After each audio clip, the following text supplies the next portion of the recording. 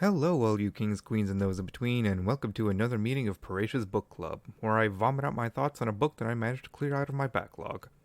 I am your host, Paresh Maharaj. I made a resolution this year. A resolution bred by the uncomfortable realization that I did not have any books on my shelf written by black women authors. I made a resolution to fix that problem, and to make sure that at least the majority of my book purchases this year were those written by black women authors.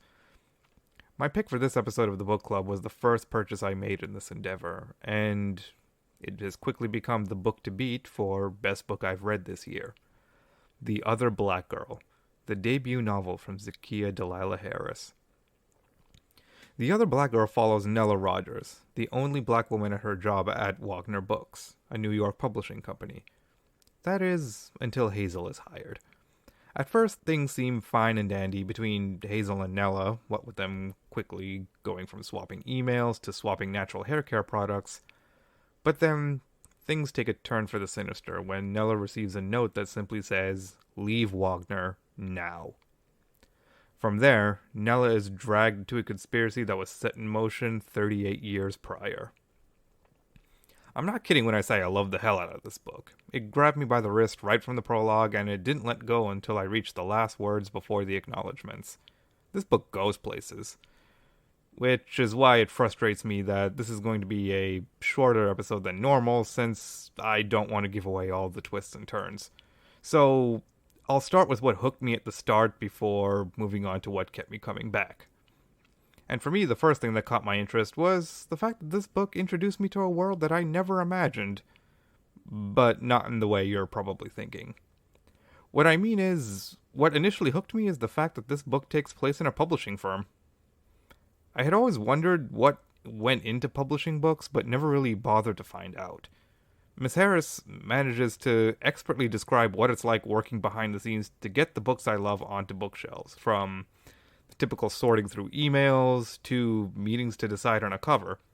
This all makes perfect sense because she used to actually work at a publishing company herself. But what kept me coming back is the pacing. My god, is the pacing flawless. Miss Harris manages to balance scenes depicting the humdrum of office work with the added pressure of feeling the need to constantly be the good one, and other dramatic scenes that, again, I wouldn't dare spoil. Well, okay, there's one scene in particular where Nella tells a white author that the black character in his book is kind of a racist caricature. And, surprise, surprise, the author gets offended at being called racist instead of taking her critiques into consideration. The way Miss Harris seamlessly transitions from painfully relatable scenes like this to flashbacks to the 80s, to small scenes where characters vent about work, to the lingering paranoia about the Leave Wagner note provides enough of a flavor change to keep the pace steady and flowing. Seriously, I love this book.